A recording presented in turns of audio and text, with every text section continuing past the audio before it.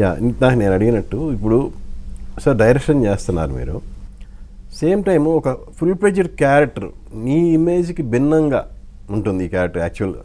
అవును, టీజర్ చూస్తేనే అది అందరికి అర్థమైపోద్ది. అవును. సో ఇక్కడ కూడా వేరియేషన్ చూపిస్తూ కొడుకు క్యారెక్టర్ చేయాలి, ఆ క్యారెక్టర్ నేనే వెయ్యాలి అని మీకు ఎందుకు అనిపించింది? యాక్చువల్లీ నేను ఆ క్యారెక్టర్ని ప్రేమించే ఈ కథని శివప్రసాద్ యానాల్ గారి దగ్గర నుంచి అడగడం జరిగింది. కథ నాది కాదు, ఆయనది. ఓకే. ఆ క్యారెక్టర్ని ప్రేమించే నేను ప్రభాకర్ ఆరిపాక గారికి కథ చెప్పింది, వాళ్ళ మామయ్య. ఓకే. ఆయనకి ఆ క్యారెక్టర్ ఆ కథ నచ్చే ఆయన ప్రొడ్యూస్ చేసింది. ఆ క్యారెక్టర్ ఆ కథ నచ్చే సముద్రకని అన్నగారిని తీసుకొచ్చింది. అంటే నాకు కమెడియన్గా నాకు తెలిసి ఆల్మోస్ట్ నేను ఒక 80-85 మూవీస్ చేసి ఉంటానన్న. తృప్తినివ్వాలి కదా. మనం వెనక్కి తిరిగి చూసుకుంటే ఇప్పుడు అంత పెద్దవాళ్ళతో నేను పోల్చట్లేదు, కానీ సముద్రకని గారు వెనక్కి తిరిగి చూసుకుంటే ఆయన ఆల్బంలో 10-15 ఉంటాయి. నా ఆల్బంలో ఒక్కటైనా ఉండాలి కదా. ఆ ఒక్కటి ఇది అవుతుందని నమ్మాను. రెండోది ఏంటంటే నాకన్నా నన్ను బాగా కథను బాగా నమ్మింది నిర్మాత పృథ్వీ పోలవరపు గారు.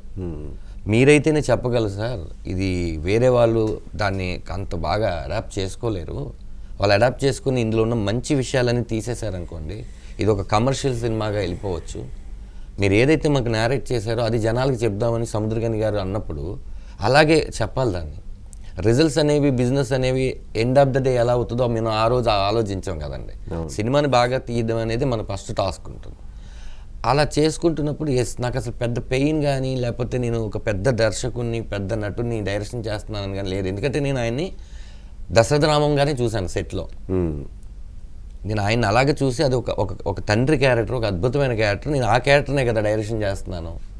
నేను ఒకవేళ సముద్రకని గారే నేను సముద్రకని తెలుసా అనుంటేనే నేను భయపడేవాడినేమో. నాకు అంత కంఫర్ట్ ఇచ్చింది నిజంగా సముద్రకని గారు. అండ్ ఆల్ ఆర్టిస్ట్, సునీల్ గారు, హరీష్ ఉత్తమ్ గారు, సత్య గారు, ప్రమోదిని గారు, వీళ్ళందరూ నాకు కంఫర్ట్ ఇచ్చేసరికి నేను కొత్త డైరెక్టర్ అన్న ఫీలింగ్ నాకు కలగలేదు. ఇది ఖచ్చితంగా రిస్క్ చేయింది రస్క్ రాదంటారు కదన్న, అలాగా ఇది రిస్క్ అసలు కాదు. ఇప్పుడు చూసే వాళ్ళ పాయింట్ ఆఫ్ వ్యూలో అది రిస్క్ అయ్యి ఉండొచ్చు, అదే ఇప్పుడు నమ్మకం కదన్న.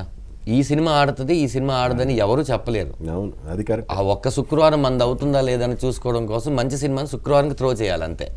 దాన్ని మేమిద్దరం మొగుడు పిల్లలాగా గొడవపడి దాన్ని బాగా తీసుకొచ్చాం. మా బిడ్డ రేపు రాబోతుంది. ఆ వచ్చిన బిడ్డ అంగవైకల్యంతో పుట్టాడా, లేకపోతే అద్భుతంగా ఉన్నాడా, లేకపోతే వాడు ఇంకా చాలా పెద్దోడు అవుతాడా, రేపు డాక్టర్ అవుతాడని జనాలు చెప్తారు అంతే.